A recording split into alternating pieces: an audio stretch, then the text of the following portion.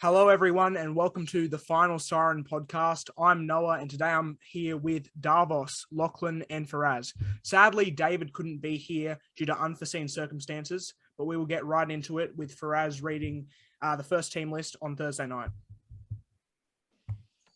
Yeah, all right, mate. So to kickstart round 9, we've got the South Sydney Rabbitohs taking on the Brisbane Broncos at Accor Stadium in Sydney on Thursday night. So for the South Sydney Rabbitohs, our fullback Blake Taffy will start.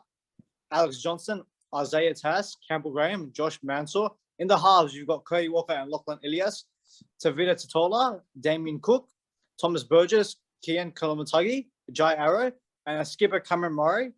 And on the bench, you've got Havili, Hami Saleh, Liam Knight, and Jackson Paulo. And for the Brisbane Broncos, you've got Taman Martin, Corey Oates, Katoni Staggs, Herbie Farnwood, Selwyn Cobbo. In the halves, Tyson Gamble, Adam Reynolds, who will line up against his former side for the first time, Corey Jensen, Billy Walters, Carrigan backing up from injury in an early return. TC Rabada will start in place for Capel, Jordan Ricky at 12, Kobe Henderson, number 13. And on the bench, you've got Corey Pakes, Reece Kennedy, Thomas Flegler, and Keenan Palacia with 18 men at Brenko Lee. Very well said, Faraz. And going into Friday, the first game on Friday night is Raiders versus Bulldogs. We'll start with the home team, the Raiders. Lining up at fullback, it's Chance, Nickel Klukstad, and on the wings, Nick Kotrick, Jordan Rapana. In the centres, Jared Croker makes his long-awaited return, and Matthew Tomoko in the four jumper. In the halves, Matt Frawley and Brad Schneider due to Jack Whiten's suspension. In the forwards, Josh Papali'i, Joseph Tarpany make up the front row with Adam Elliott starting at 9. Hudson Young, Elliot Whitehead, and Ryan Sutton at the back there. And then on the interchange bench, Tom Starling, Corey Harawira Naira, Sebastian Chris, and Corey Horsburgh, with 18th man being Harry Rushton. For the Bulldogs, lining up at fullback is Matt Duffy, with the wings being Brent Naden and Josh Adokar. In the centres, Aaron Shoup and Jake Avarillo. In the halves, Matt Burton and Kyle Flanagan. In the forwards, Luke Thompson and Paul Vaughan make up the front row with Jeremy Marshall-King at 9. In the second row, it's Corey Waddell and Tavita Pangai Jr. with Josh Jackson locking the scrum. And on the bench, it's Bailey, Beyonde Odo, Joe Stimson, Max King, and Ava Siumanafanai with Jackson Topine and in the 20 jumper, but being 18th man. We got Lachlan for Panthers versus Eels. Rightio, so the second game on Friday night at Bluebet Stadium. At fullback for the home side, Dylan Edwards. On the wings, Charlie Staines and Taylor May. And in the centres, Isaac Tago and Stephen Crichton. In the halves, Jerome Luai and the captain, Nathan Cleary, with the front row being Matt Eisenhuth, James Fisher-Harris, and at hooker, Appy Coruscant. In the second row, Viliami Kikau, Liam Martin, and at lock, Isaiah Yeo. On the bench, Sonny Luke, Scott Sorensen, Spencer Linu, and Jamin Salmon, and at 18th man, Robert Jennings. For the away side, at fullback, Clint Gutherson, the captain, and on the wings, Hayes Perham, Bailey Simonson, and in the centres, Will Penasini and Tom Opacek. In the halves, Dylan Brown and Mitch Moses. In the front row, Regan Campbell-Gillard and Junior Paulo, and at hooker, Reed Marnie.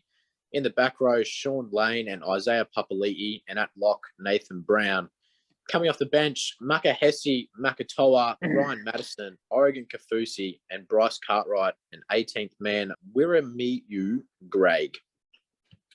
Thank you, Lachlan. Now, heading into the first Saturday game at Four Pines Park, Seagulls versus West Tigers. By the way, we do apologise for any incorrect names. Tom Travojevic starts at fullback with Christian Tulu Pelotu on the wing and Ruben Garrick on the other wing. Ben Travojevic and Tolatulu Kula in the centres. I know I messed that one up. Kieran Foran and Daly Cherry Evans in the halves with Sean Kepi and Martin Tapau in the front row. Lachlan Croker at 9. Hamoli Olakawatu and Josh Schuster in the back row with Jake Travojevic locking the scrum. Dylan Walker, Ethan Bullimore, Josh Aloye, and Toa Fafoa Sipley make up the bench for the Manly Seagulls, with Kurt DeLewis being 18th man. At fullback for the Tigers, it's Stafford Toa, and on the wings, Asu Kepa-Owa and Ken Mamalo. In the centres, it's Oliver Gildart and Luke Garner. In the halves, Luke Brooks and Jackson Hastings. In the front row, it's James Tarmo and Zane Musgrove with Jake Simkin at 9. In the back row, it's Kelma Tuolagi and Alex Seyfarth with Joe Offahengawi locking the scrum. On the bench, it's Tyrone Peachy, Alex Twal, Thomas McKaylee, and Stefano Utoekamanu with Jacob Little, 18th man. Could we go on to Lachlan for Roosters versus Titans?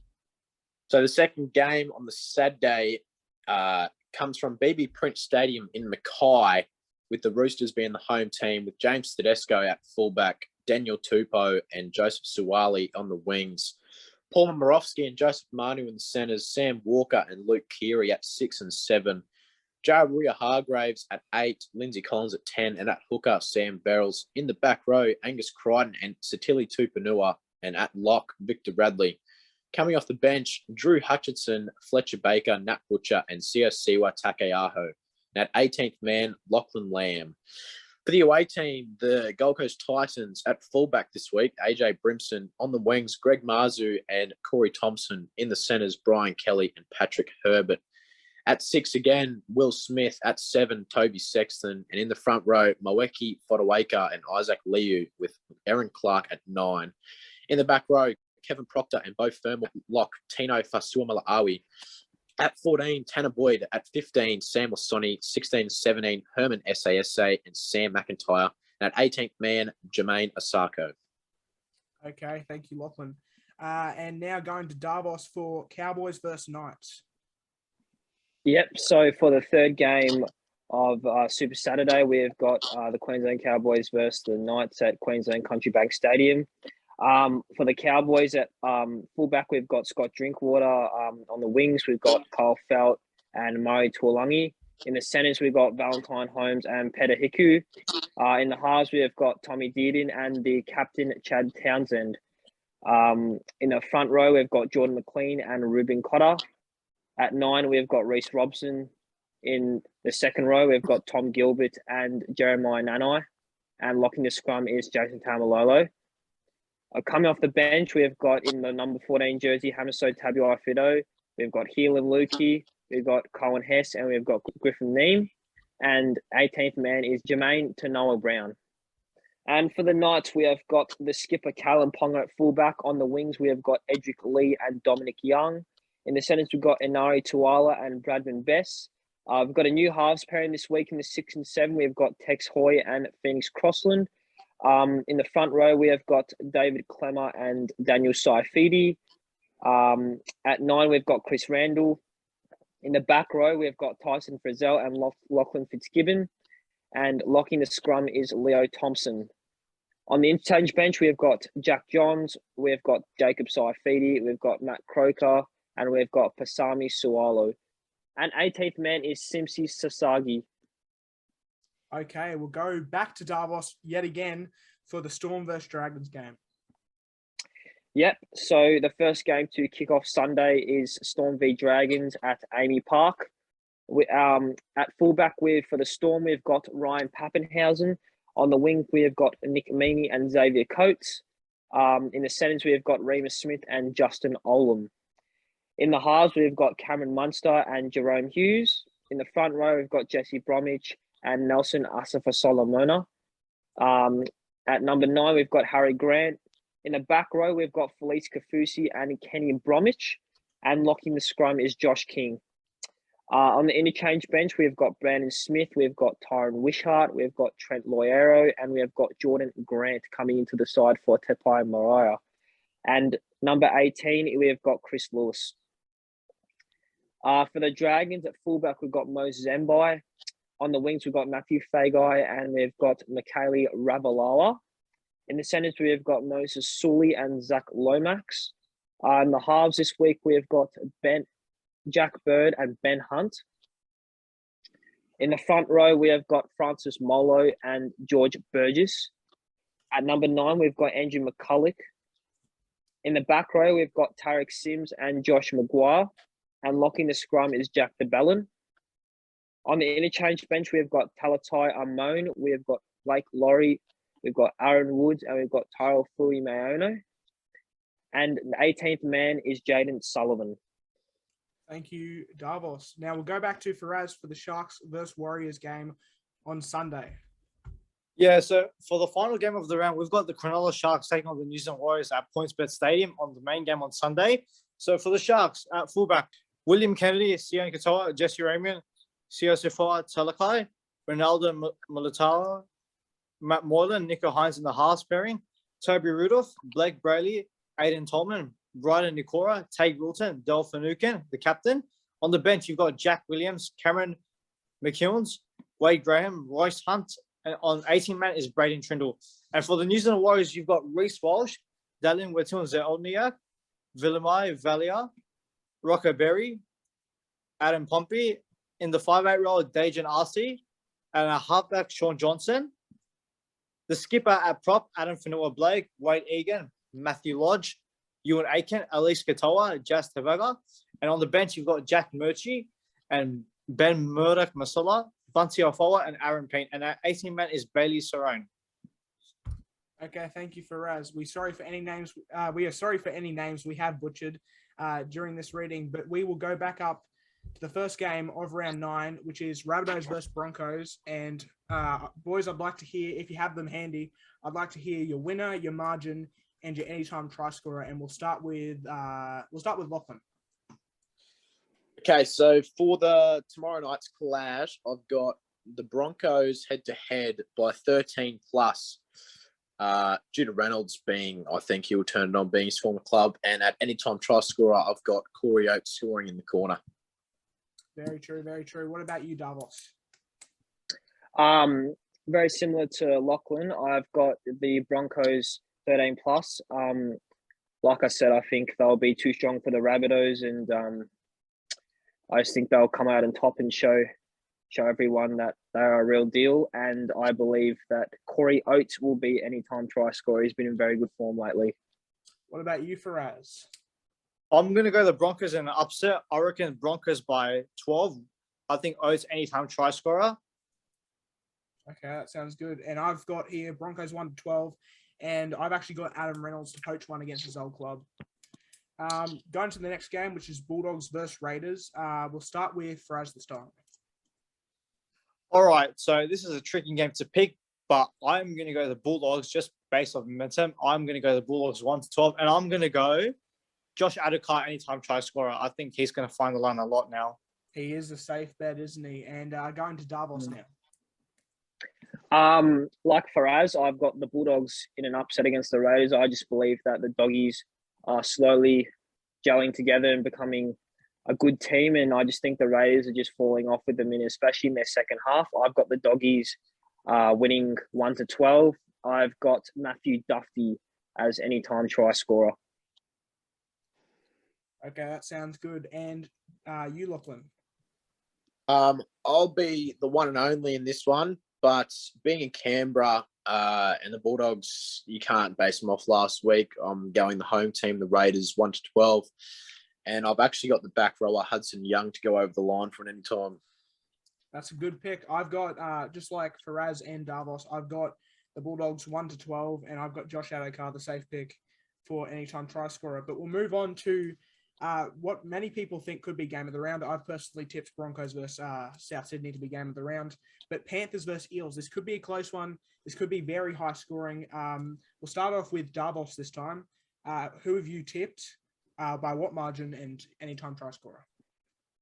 I've tipped the Penrith Panthers in this game. I just believe that the Eels are an extremely inconsistent team, like, for example, against the Cowboys, but then they show up some weeks against the Storm, for example.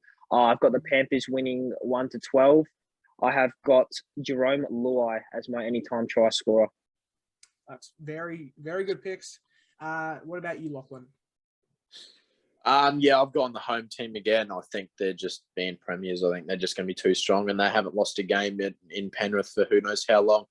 So I've gone Panthers 13 plus, and I've gone Taylor May to score anytime in that one. Another safe bet. What about you, Faraz?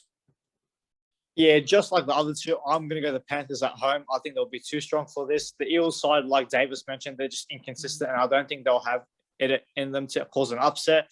However, I do think the Parramatta could play outsiders, but I'm going to go Penrith 13 plus. I think they'll just run away with it in the end, but I'm going to go Stephen Crichton anytime try scorer.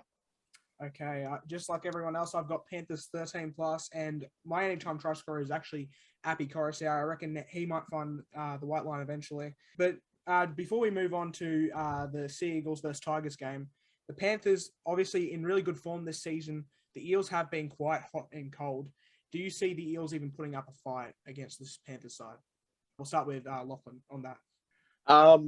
Yeah, I don't see the Eels getting close to them. I can see it even being 24 plus at this point going off last week. I just don't think they have the points in them against the Panthers at home. I see the Panthers being way too strong. And what about you, Davos? I agree with Lachlan. I just believe that the Panthers will be extremely good against the Eels. I believe that the Eels are very hot and cold, like what you said, Noah, and I just believe that the Panthers will be too strong. Agreed there. And down to you, Faraz. What do you reckon? Yeah, look, like you two said, I don't see Parramatta winning this, but they are definitely capable of putting up a fight. And these clashes turn out to be some great footy clashes, as we've seen in the semi-final last year, where it was a tight scruffle. But at Penrith, they haven't lost the game yet. I don't see them dropping this, and I think it will be tight for a while. But Panthers will just run away with it in the end. I think Parramatta will just be holding on with them to the first half. But I think as soon as that second half starts, I think they'll just run away with it in the last 20 minutes. I do see Parramatta putting up a fight, but Penrith will find a way to win 13 plus, in my opinion. Be too good on the day. I have the exact same opinion as all of you. So we'll move on to the next game, which is Seagulls versus Tigers. What do you make of this? We'll go to Faraz first this time. Yeah, the Tigers have found some good form over the last few weeks, causing some massive upsets against the Parramatta Eels and South Sydney Rabbitohs.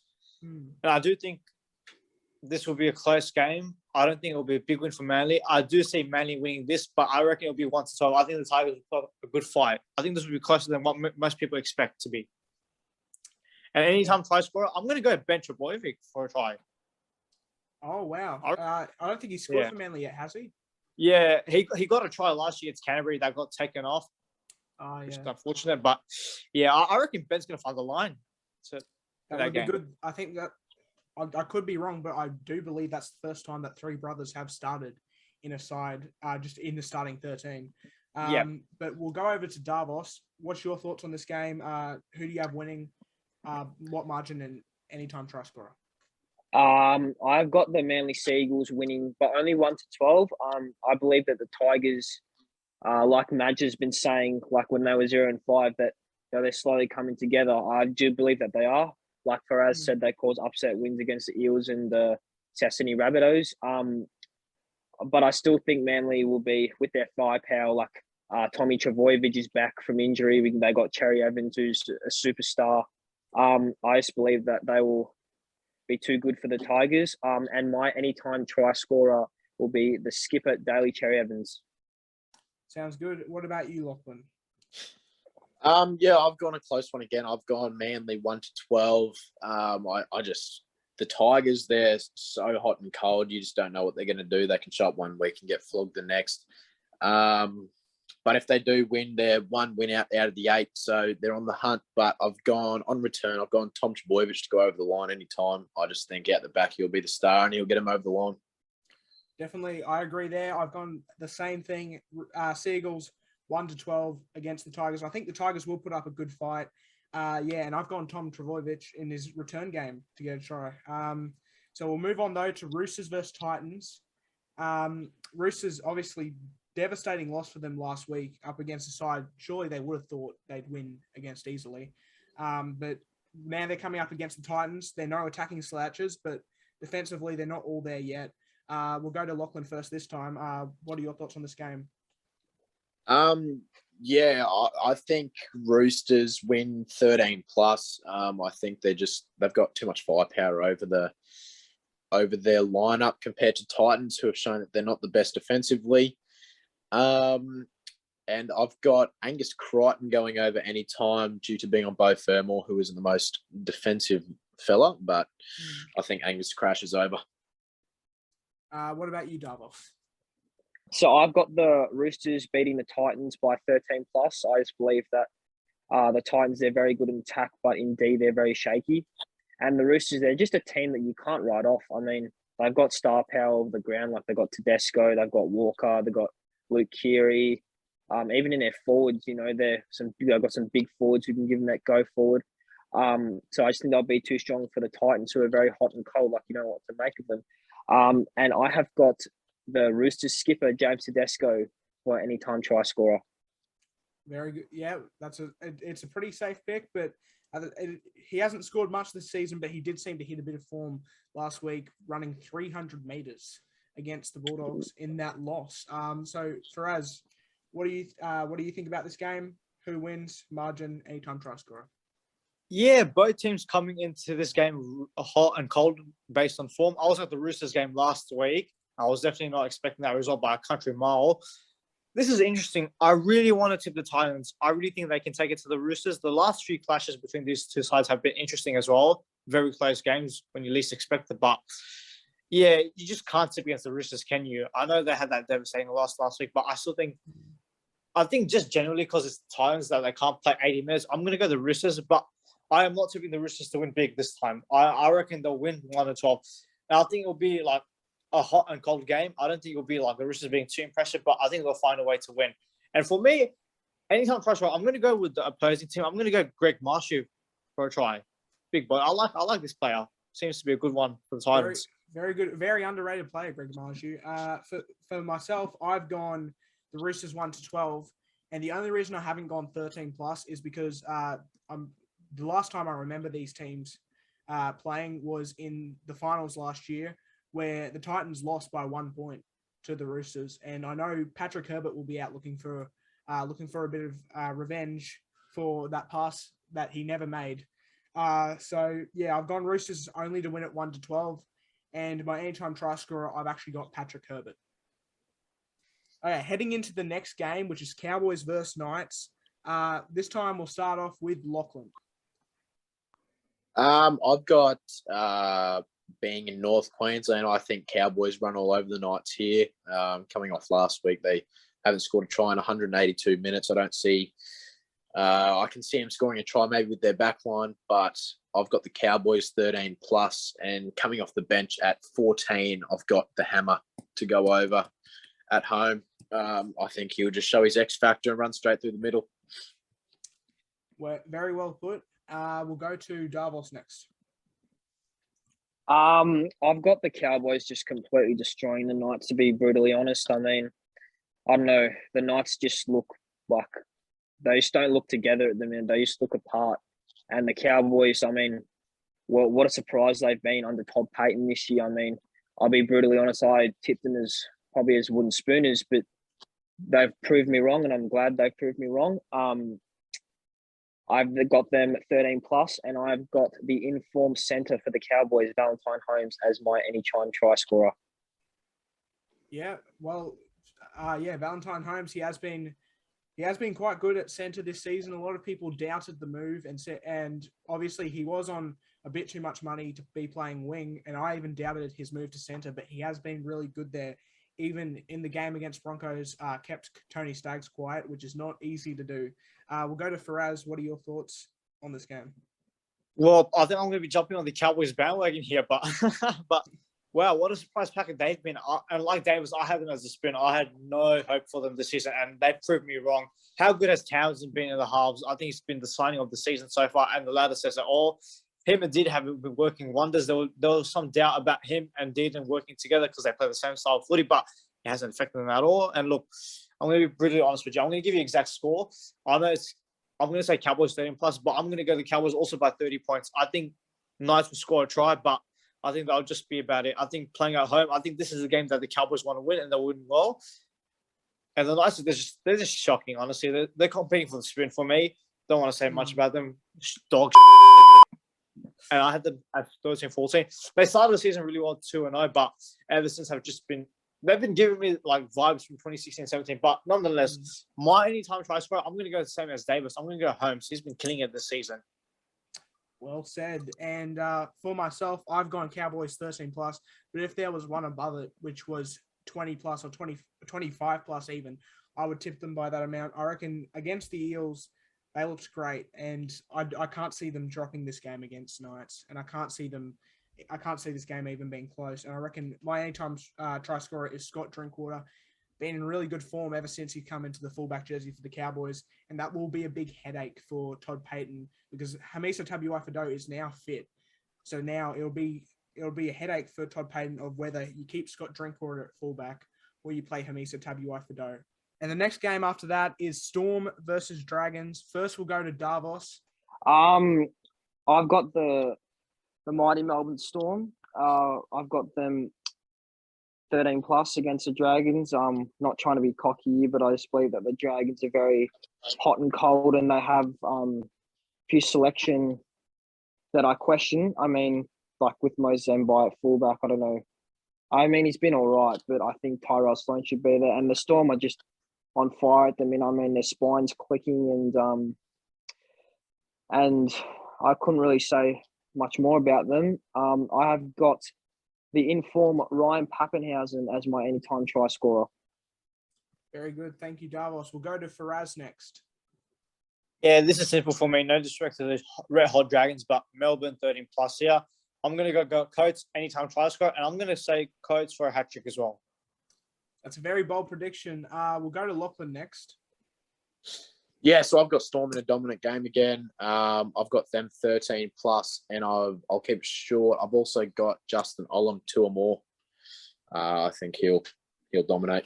Very well put. And I, just like everyone else, I've got Storm 13 plus. Dragons have been good, but they haven't been good enough to beat the Storm or even make it close with the Storm, in my opinion. And my anytime try scorer, just like Faraz, I have got Xavier Coates. So I reckon he will score a few tries there. And even if I didn't have Xavier Coates, you can pretty much always back Ryan Pappenhausen in for one. But for the final game of the round, this could be a good game. It could go either way, in my opinion. But Sharks versus Warriors. We'll start with Lachlan this time. Yeah, so I'm pretty sure this game's at the Shire, but I've got the Sharks winning, but I think the Warriors have shown the last week they've got a bit of fight in them after losing to the Storm. I think that's what the kick up the bum they needed to get going again. And I've got the Sharks 1-12, and I've got the halfback Nico Hines to go over. Okay, what about you, Faraz? I'm going to go the Sharks. Actually, I was going to say 13 plus, but I reckon the Warriors will give this a good crack. I think sometimes these clashes got underrated, and I think the Warriors will give it a red hot crack. I don't see them winning because it's at points per stadium. I think the home fans for Cronulla will get them through. But I'm going to go Sharks 1-12. And I'm going to go Talakai for anytime try scorer. I think he's going to find the line. That's a good guess. Talakai last week against the Broncos, not too convincing in his efforts, but yet again, you look at his stats. He didn't have a bad game. It's just Staggs was much more. Keep in mind, Tony Staggs on his day is one of the best centers in the competition. So exactly, it was a much tougher job than what he had against Harper. Just my opinion on that. Yeah, very true. Okay, Davos. I've got the Cronulla Sharks winning this, but I don't see them winning easily. I believe that the Warriors are a very good team. And to keep it short, I've gone the opposite way. I've gone Reece Walsh for anytime try scorer. Okay. And to finish it off, my guess is I reckon Sharks win this, but they don't win big. I reckon Sharks win 1-12. And I've got Ronaldo Mulatalo to score a try. I reckon he's been in good form. Obviously, he didn't score last week. Matt Moylan, obviously the only Sharks to score last week, but I reckon this could honestly be a really high scoring game. But yeah, I guess we'll see how it goes. Noah, can I just pause you there? Davis, you said the Warriors are a good team. Can I know why you said that? Because I have to disagree a lot on that statement. But I want to hear why you think the Warriors are a good team. I want to ask that. Look, I believe that they've got some very good firepower in their team. Like, have you look at their forwards? They got Matthew Lodge, you got Fanua Blake, and then their backline they got the whiz kid Reece Walsh, and then you obviously the halfback Sean Johnson. I mean, he's one of the best. So I believe they're a good team. I don't believe that they're one of the best teams, but I believe they're a good team. I believe that they're contending for 8. Yeah, that's about right. Still not a good team, but they'll be up there for the 8, I reckon. But yeah, that's my thoughts. Okay. Now, moving on from the team list and the predictions, I'll give it over to Lachlan, who's got the news. Audio. So we've got 10 topics to talk about regarding news that's happened in the last week or so, and news that has happened today. We'll get the 3 perspectives from all the 3 guys sitting here, and we'll start off with the first one. Do you guys think Farnworth is going to the Dolphins, or do you think he's going to stay at the Broncos? We'll start with Davos. I don't believe that he will be going to the Dolphins. I believe that he'll stay at the Broncos. They've got a bright future, and I don't think there's any reason for him to leave. Farrows? Yeah, I'm going to agree with Davis. I think he's going to stay loyal. He's rejected offers in the past before.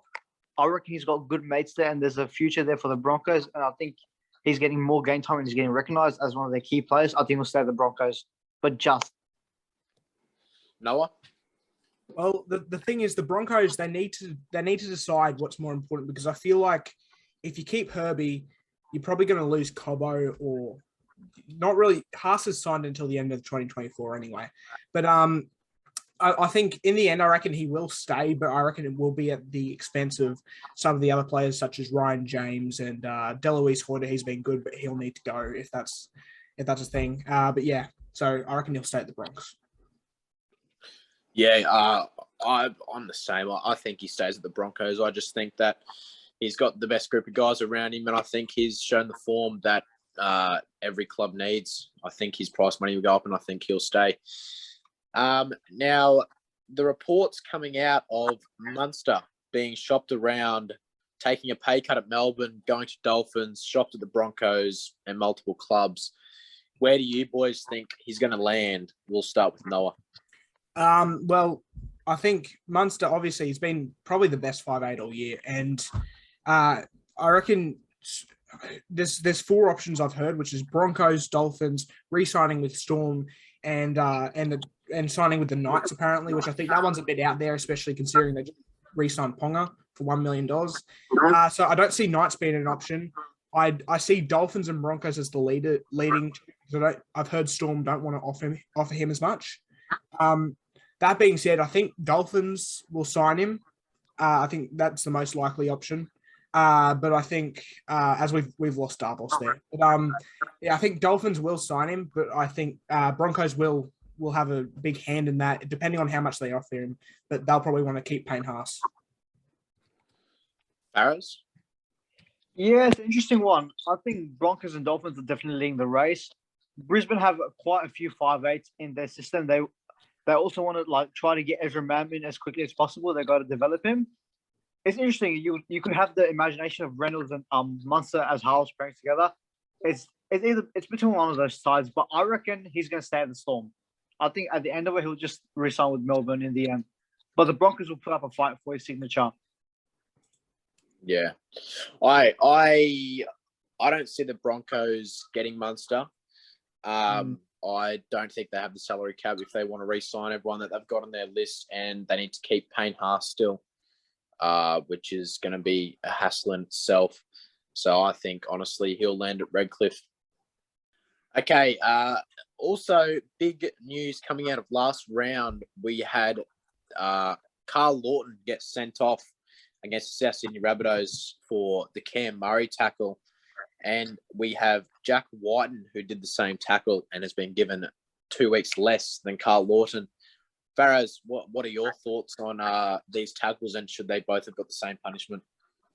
Yeah, it's interesting. I think the NRL have done a bad job here, keeping it inconsistent. They both did the same tackle, but yet Jack Whiten got a less penalty. Yeah, it's inconsistent from the NRL. I think the tackle, it did seem dangerous. I'm pretty sure there was no intent of that, but it's still very dangerous, and it had a big contact on the player. I think that's a send off any day of the week for me. But Jack Whiten should have got the same penalty as Carl Lawton. Does not make any sense why he got less. Yeah. Noah, what do you reckon about these tackles? Do you think it's fair?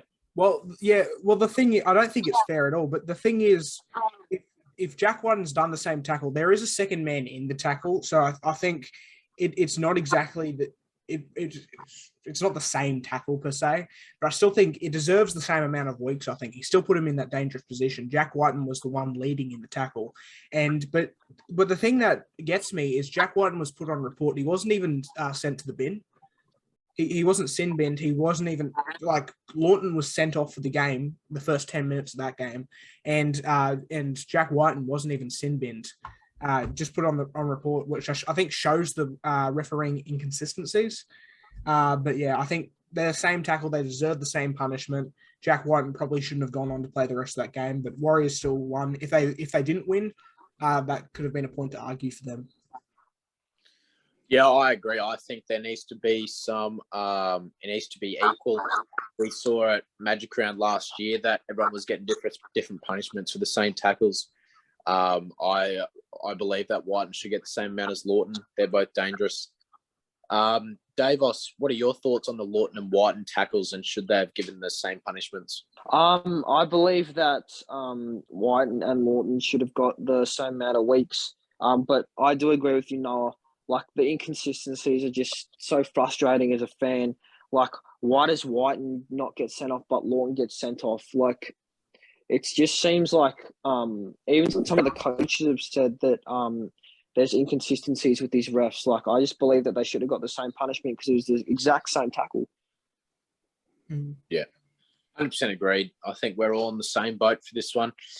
And another thing is the Tigers have a headache on the Sunrise, you could say. Where do you guys see Adam Dewey fitting back in the team if they've got Jackson Hastings and Luke Brooks going well? We'll start with Farrows on this one. Yeah, honestly, mate, I'll chuck him at the centre. He can play centre, or if you want, you could have him at fullback since Laurie's out for a few weeks, so that could cover some time till he comes back. Honestly, believe that you have to keep Luke Brooks and Jackson Hastings as the half pairings. And as you can see, Brooks is playing his best career footy for a while since moving to that number 6 role. I think Dewey is probably still their best player, but yeah, you can't really change a winning formula like that. So I think you'd have him on the bench, maybe like how the Cowboys are doing with Hammer, or you could just put him at fullback since Laurie's out for a few weeks, or you can just chuck him at centre, whichever way they want to go. But I'd probably just say put him at centre, just in my personal opinion. Farrows, do you reckon that considering they've only got Jacob Little and Jake Simpkin, do you think that Simpkin misses out, Little stays 14, and do you think that Luke Brooks maybe has a chance at hooker? There is a slight chance of that happening, but I don't think they want to move Luke Brooks from 5'8". I think he's been playing some real good footy. I don't think they want to put any more pressure on him. I think he's going to stay at 5'8". I think the team stays as it is. Fair enough. Well, what do you reckon about this, Davos? Where do you reckon Adam Dewey fits back in? I believe that Adam Dewey should be playing in the centres. Look, I know he's shone in the 5'8" role in the past, but I think Luke Brooks is playing some excellent footy at the minute. I think he's back to his best, like we saw in 2018, where he won Dally M halfback of the year. And Jackson Hastings, I mean, what a pickup this guy's been. He's been fantastic for the Tigers. And I think, imagine Dewey outside someone like Luke Brooks or someone like Jackson Hastings, who are both very good runners of the footy. I think the Tigers could form a very good edge combo with those pairings. I mean, I think it'll be scary for opposition, really. Would you put him on Norfaluma's wing or Camden Marlowe's wing? I think I'd put him with Nofaluma. I think he and Nofaluma get along pretty well. And I think they'd have some good chemistry together. Yeah, that's fair enough. I don't. It's a headache for Madge to come, that's for sure. And Noah, what do you reckon? Where do you reckon he's fitting back in?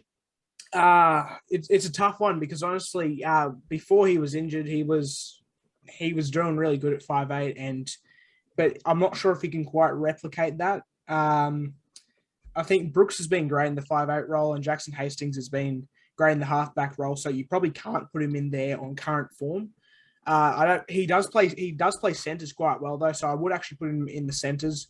I think I reckon, like Davos said, I'd put him right center next to David Nofaluma. They have got good chemistry there, and I think that's where he played in the 2019 season. Yeah, that's fair enough. You have to fit him in some way as an X factor that you can't miss out on.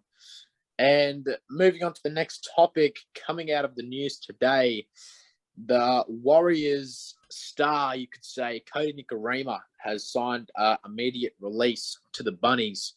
What do you think his role is going to be? Where do you think he plays at the Rabbitohs? We'll start with Noah. I've always been a big fan of Cody Nikorima. I mean, he started his career at the Broncos, moved to Warriors, and now going to South Sydney. I think he'll excel at South Sydney. I'm willing to bet anything. But Cody Walker obviously is the 6, and Ilias is their long-term 7. I think Cody Nikorima, he will fit into that 14 role, I reckon, very well. But it's a big headache for Souths when Latrell Mitchell gets back. If Latrell goes on to play fullback, then it's deciding whether Blake Taff or Cody Nikorima go into that 14 role. I reckon Cody Nikorima, we know he can be a great player. He was at the Broncos, hasn't really shown the same form at the Warriors, but we've seen it in his representative in the representative sides for Maori All Stars. When he's on, but he's just a bit hot and cold. I say I put him in the 14 jersey, see how he goes for South Sydney, and then have to decide when Latrell Mitchell gets back whether Nikorima or Taff gets the 14 jersey. Yeah, well, do you believe that Taff doesn't get a spot when Latrell gets back if Nikorima's at the club? I think it'll sort of be a bit of a battle because Nikorima, he can play 9 and in the halves, and Taff can play pretty much most of the back 5 and he can play in the halves. I think Taff will probably win the 14 jersey if it does come down to that. I'm not sure. I couldn't see a way of them all fitting into the side. But yet again, time will tell. I think, I think Taff gets the 14 jersey. I think Cody Nikorima, I think he's just a depth signing. I don't think they would have signed him for much. Yeah, I don't think it's big money, but outside of the 4 walls, I think he'll show the experience that the Bunnies are looking for. He'll even help Ilias on his way. Faraz, what do you think about the Nikorima signing and where do you think he goes? Yeah, this is a pretty interesting one. It's pretty weird because it's so random. It happened out of the blue. And like Noah said, Cody started his career at the Broncos, and we saw what he did coming off the bench, adding that spark and the uplift the Broncos needed at crucial times of the game. Yeah, look, I think he will find a role at the Rabbitohs. I think with a better system, he'll shine. I think he'll probably get that number 14 utility role. He'll battle out with Blake Taff. It's interesting because this guy can play 5'8". He can play at the halves. He's played one season off halfback at the Broncos. He could play hooker. You could start him, or you could put him on number 14 utility. It's gonna be really hard because they might want to reward a bit of loyalty to Blake Taffy. But in saying that, I think you just got to go with a better player. And for me, I think Cody Nikorima has proven that over time. And yes, I know he hasn't been firing at the Warriors, but I think a better system at the Rabbitohs under Cody Walker and Latrell Mitchell, I think this guy can really shine. And like Noah said, when he's on, he's on. And he's one of the hardest players to stop. So, yeah, I'm really keen to see how he goes. I'll probably have him just as a starting number 14 role, but I don't think they'll give him a spot in the side straight away. But that's just my take on it. Now, I have another question for you. Do you think that Nikorima's at the Bunnies until 2023 and he'll move on to the Dolphins? Yeah, that is a pretty interesting one because we don't exactly know the reason why the Warriors let Cody Nikorima go. Whether if it was Cody not wanting to be at the Warriors, or the Warriors didn't want him, or they don't see a future with him. Pretty interesting because I was not expecting South to pull up Nikorima. So if he does play well when he gets called up, I think there is a case to be made for him being re-signed. But I think Wayne Bennett, he's coached Cody Nikorima before. I think they probably have a strong relationship with each other. I think Bennett could possibly poach him from the Rabbitohs. It'll be interesting depending on how they go. Obviously, you've got Blake Tarfer in the system, so really depends because they do see Blake Tarfer as a long-term future player. But yeah, it'll be interesting to see how Wayne Bennett approaches this. But I do think he'll probably go to the Dolphins afterwards. But yeah, that's my take on it. Yeah, I counted the other day. Redcliffe have made 9 signings so far, so they've got 21 to go to fill the top 30 for 2023 season. So they've got a bit to go. I think they're going to be starting to poach players from anywhere, any day, any minute now. Davos, what are your thoughts on this Nicarima signing at the Bunnies? I think this is a very interesting signing. Like the other boys said, I didn't really expect him to sign with the Rabbitohs. I think he can play a role that kind of Benji Marshall played in 2021, where all I think the coach wants him to do is come on for about, say, 20 to 25 minutes and just provide kind of like some X factor off the bench. However, I do agree that he'll be made to earn his spot because Blake Taff, he's young and I think he's going to be a very good player in the future. But I think the South have recruited Nicarima for this type of role that Benji Marshall has played. So yeah. I think it's a very interesting signing. Yeah, it definitely is interesting. It sort of came out of nowhere. And I've got a little topic here to keep it short and sweet. We'll start with Noah, but it's come out during the week that 2023 Magic Round, the Dolphins are guaranteed a spot. Who do you think, what team do you think is getting the bye? I think it's very disappointing that I think this team, and I've seen plenty of other people say this, but there's one team in the NRL who is not an Australian team, and if Magic Round's in Australia, I don't see any of the other Australian teams missing out. If I had it my way, it would probably be one of the lesser supported teams, like probably Tigers. I don't know why Dolphins have been guaranteed a spot. It's their first season, but who knows? But yeah, I think Warriors will miss out sadly. And if it's not Warriors, I reckon it would be Tigers. Yeah, Cowboys, Titans, and Broncos are guaranteed being the Queensland teams. I think it's got to be the Tigers or the Warriors. Faraz, who do you think gets the bye at Magic Round? Yeah, it's a tough one. Unfortunately, someone's going to miss out. And I think the team that is definitely safe are the Broncos being in Suncorp at the home ground. And I think just because it's in Queensland as well, I think the Titans will be safe. Yeah, look, I don't see any of the other Australian teams being knocked out, like Noah said.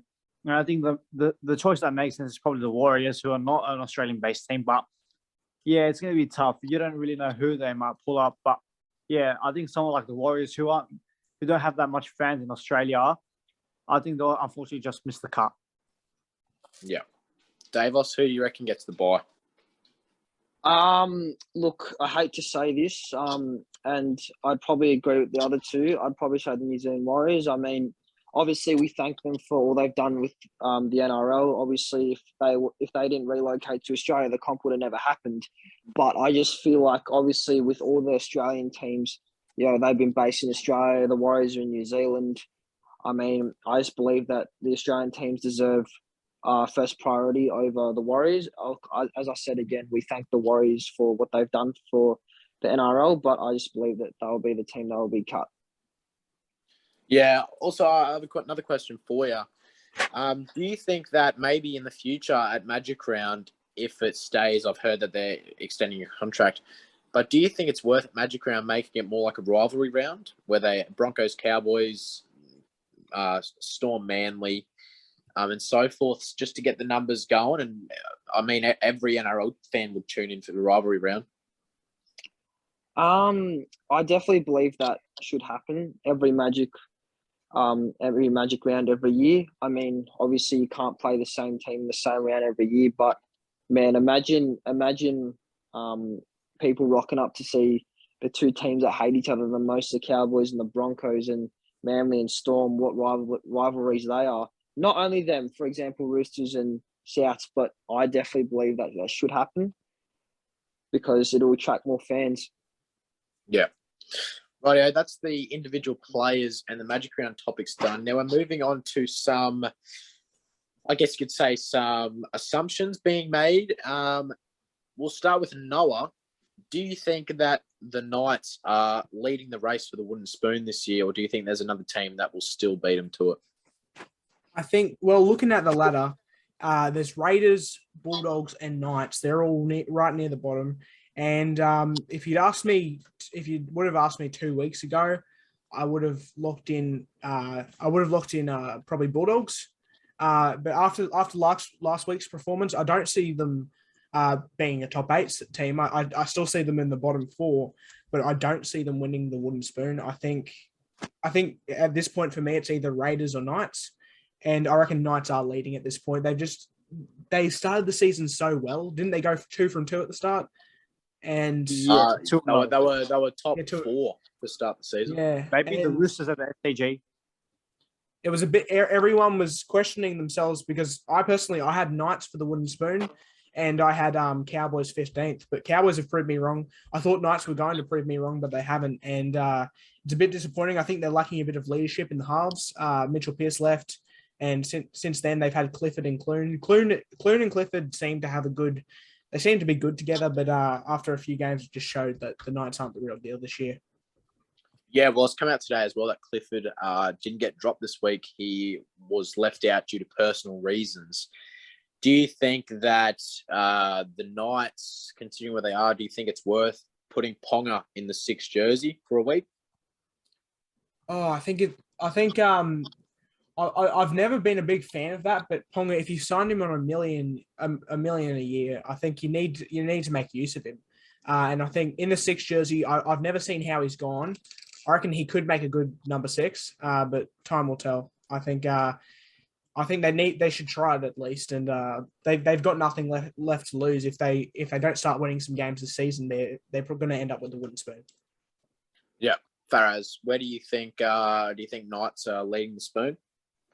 Yeah, before I answer that, I think the next 5 games will tell us when Newcastle sit at. They've got the Bulldogs, they've got the Broncos, they've got the Cowboys in the upcoming weeks. They've got a few winnable games there, as I mentioned, the Bulldogs and Broncos games. But yeah, look, it's been a horrible season for the Knights. And look, I thought after that 2-0 start, I thought they'd prove me wrong. They'd go on with a good run, and they've just gone backwards. I think they are definitely leading for the Wooden Spoon contention this season. I think them, Raiders, Bulldogs, and Titans, one of them will get it. But I think after last week, I don't think the Bulldogs are any serious threat to the top 8, but I think they'll bully sides like the Raiders, Titans, and Knights, for example. I think the Knights are definitely leading for the Wooden Spoon. Like, even against, like, at least the Bulldogs in some departments, like, could score points and put up an effort, valiant effort. The Knights are just pathetic. They've got no structure. They don't know what they're doing with it. Their defense has been one of the worst I've seen in recent times, reminding me of the 2020 Broncos. But yeah, I think the Ponga 6 talk is just all about desperation. I think you might as well just do it right now. They've got nothing to lose. I think this week is so crucial. If they get smashed 30 plus by the Cowboys, yeah, I think the Knights are definitely leading the race with the Wooden Spoon. I think it's them or the Raiders. So yeah, got to watch out for. Yeah, it's been shocking. And as Denon once said, Denon kept from Bloke in the Bar said, rugby league is good when Newcastle are going good. I don't know what you guys think about the statement. I don't think it's necessarily true, but it was really good to see Newcastle fire the season. But ever since, it's just taken downhill. And look, things are not looking good. Something's going to change. And they've got both their halves out this week. Clune and Clifford are both out. Oh, is that right? And Tex Hoy and Phoenix Crossland are in the halves against the Cowboys. So I don't think the run's going to get any better. Davos, do you think the Knights are winning the spoon this year? I believe they are. I believe that look, let's not lie here. They've got some star power. They've got Saifi. They've got Ponga. They've got Frizzell. They've got all these star players, but they just don't seem to want to work together. I mean, you look at the top teams. When things aren't going their way, they don't drop their heads and let them score easily. They dig in for each other and they play for each other. And I just don't see the Knights doing that. And as well as their halves, I mean, Clifford, I thought looked good in the first few rounds, but then he just looks like his confidence has been battered. And Clune, it's the same thing. He looked good, and then he just seems to have his confidence battered as well. And I think Ponga just needs to get involved more. I mean, look, he tries hard out and he's a quality player, but he needs to get involved more. But I like to answer your question. I do have the Knights winning the spoon. They've just had a shocking year with injuries and all this other drama. Yeah. I believe that the Dane Gagai signing has helped him a little bit, but he He just doesn't have what he needs around him. Moving on to the next topic. After last week's performance, do you think that the Roosters are pretenders or contenders? We'll start with Faraz. Yeah, look, man, even before that game, I definitely think they were playing like pretenders. And before the season, I had the Roosters in my minor premiership. I thought with the inclusion of Luke Keary and a strong side together with no injuries, I think the Roosters were going to head back to their 2018, 2019 form. But unfortunately, it just hasn't clicked. I don't think that Sam Walker is a 5'8". I don't think Keary is like a structured 7. I think they got to change that. I think Walker's just got to take the 7 reins now. He's got nothing else to lose. I don't see the Roosters competing at all for the title. They were lucky to win against the Broncos thanks to some minor brilliance. The Warriors game, I don't necessarily think the Warriors were robbed, but there were a few bad calls in that. And obviously the Dragons game, they lost that. And then the Bulldogs game, they just didn't look themselves, to be honest, you know. And as much as the refs tried to help them back into the game, that didn't happen. Yeah, look, you can clearly see there's a huge difference between the top 2 sides and then the Roosters. I don't know what it is with their side, but yeah, they're definitely playing like pretenders. Look, I don't think it's smart to rule them out. I still think they've got the quality to like beat the other bottom 8 sides. And I still think they make the top 8, but top 4 is definitely out of the window. I think I'm safe to rule them out of the top 4. But you never know with the Roosters. Yeah. Noah, do you think the Roosters are pretenders, or do you think they're still in the? Do you think they're top 4, top 6? I'm going to keep it short and sweet. I don't see them getting. I don't see them getting near the top 4 this year. I think if they make the top 8, I think 6 is the highest they can go. They haven't been convincing this year, and you could, like last year. They were saying it was injuries, and they were saying like they had so many injuries, and that is true. But they finished 5th last year with the amount of injuries they had. And like Faraz, I actually did have them to win the minor premiership this year, but they've just proved me wrong. And I don't see them making the top 4. I barely see them making the top 6. If I had to guess an exact spot, I'd say they finished 7th. But yeah. Davos, what do you reckon about the Roosters this year? Where do you think where they're heading?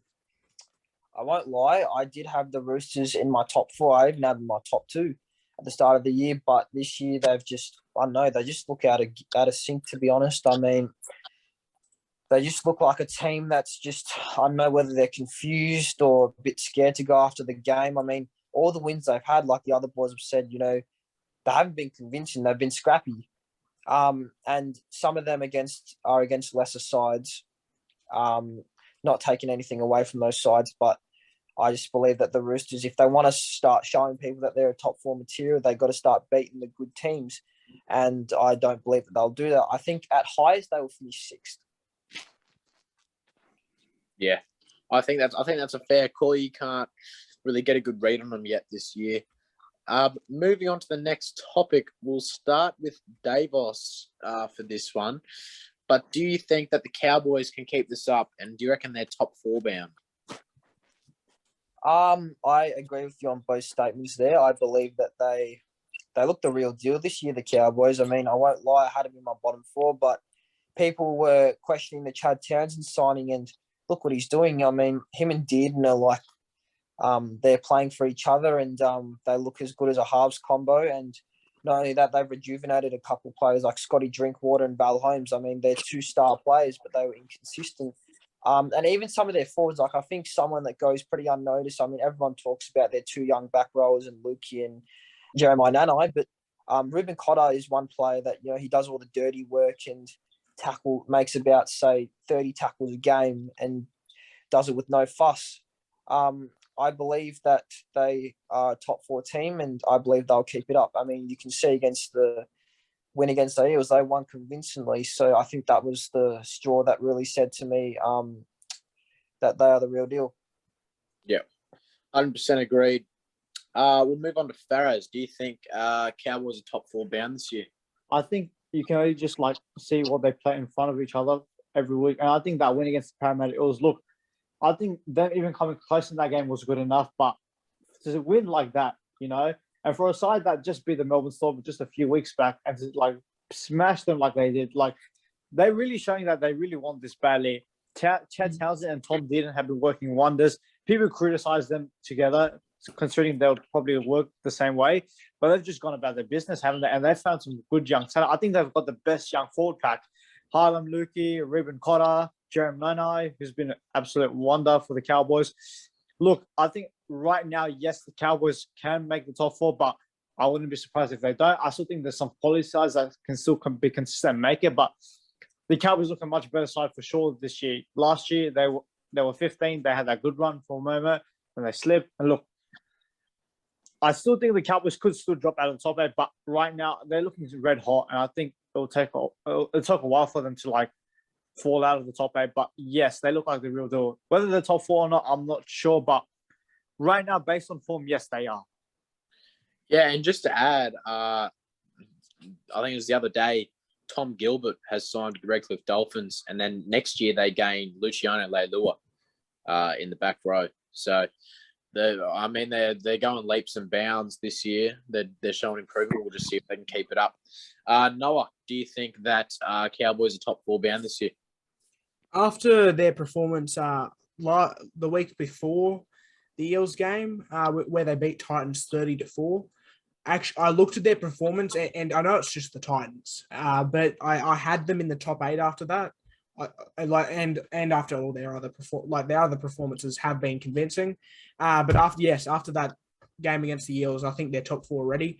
I had them finishing second last this year, and they've made a complete fool of me. But the Cowboys, they're definitely on the up.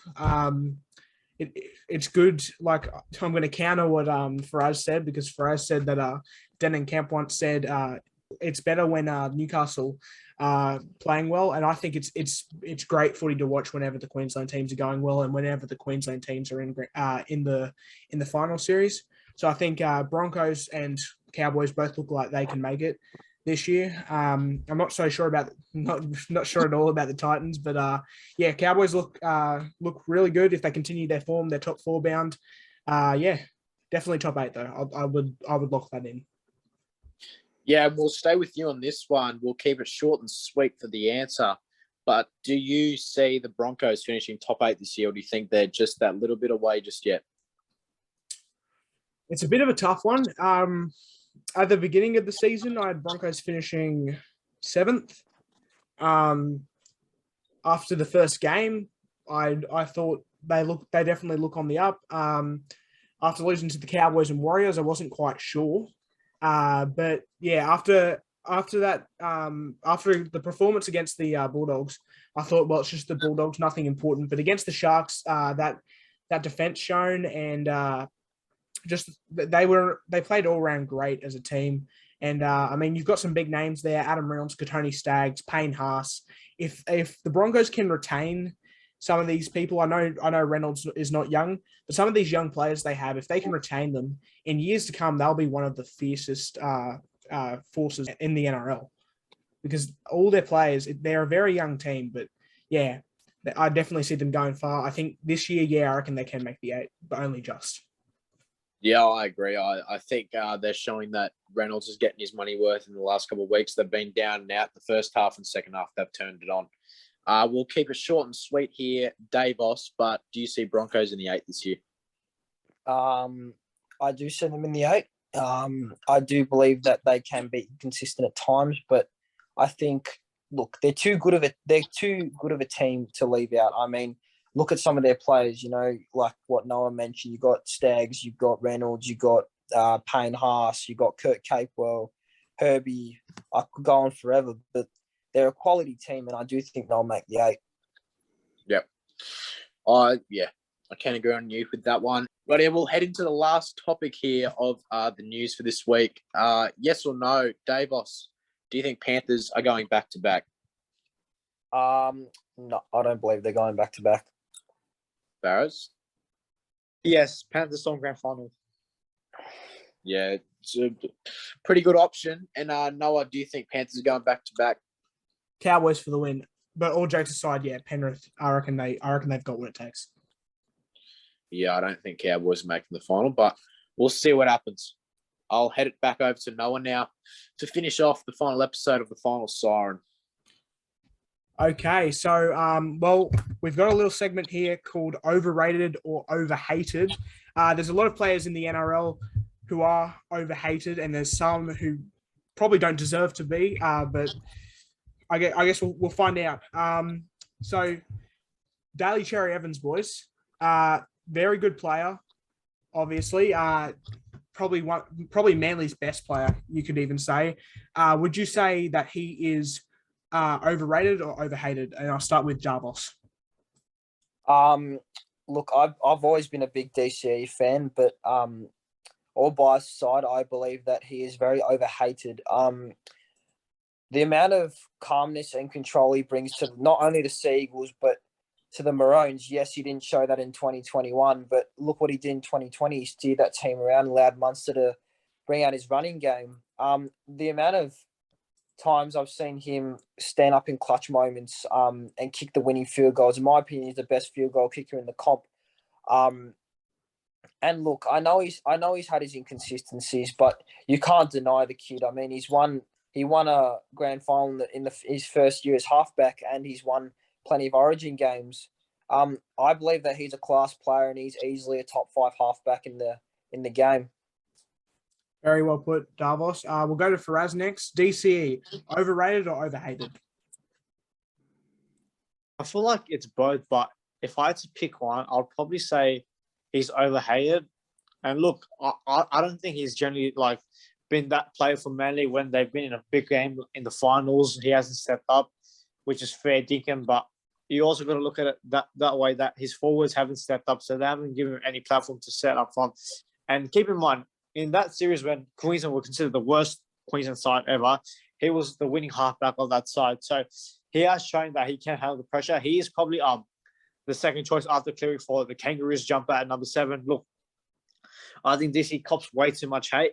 I think it's just from New South Wales fans, I think, in that banter of the Queensland series instead of Origin. But look, yeah, I still think DC is probably one of our best halfbacks in the game, and probably Queensland's best choice. You've got no one really to pick from other than Ben Hunt. So I think he's definitely getting a bit overhated because he's still probably the best guy for the job. I definitely agree there. And we'll go to Lachlan. DCE, overrated or overhated? I believe he's overhated. People underestimate how much he brings to that Manly side. Just think, if they don't have DCE, do they really have a halfback? He's won premierships, he's won Origin series, he's won test matches for Australia. There's not much else this bloke can do. He leads Queensland every year. Great. He turns it on for Manly. I've got the stats in front of me. His leading kick meters by about 400 meters. He's got about 20 odd more kicks than Adam Reynolds, who's in second. He's got the most 40-20s this year. He's just put Manly in all the right spots. And I think last week, if Carl Lawton doesn't get sent off, I think Manly win. I think DCE steers him home. I definitely agree there. I would say he is very overhated, even by some Queensland fans who don't seem to like him in that Queensland 7 jumper, but I think they forget how good his kicking game is. People overlook him. Nathan Cleary has a great kicking game. Adam Reynolds has a great kicking game as well, but I honestly think, in my personal opinion, DCE is one of the best infield kickers in the game. He I think it was against the Bulldogs in the Bulldogs game. I mean, Manly didn't really win that convincingly, but he kicked a 40-20. He kicked a field goal. He got them a lot of meters throughout his kicks, and it was just a full display of what he can do. And I honestly reckon he's probably people don't rate him as a halfback sometimes, which I find surprising, but definitely a top 5 halfback. I would even argue to say a top 4 halfback. But yeah, I think, DCE, I think he's a bit overhated.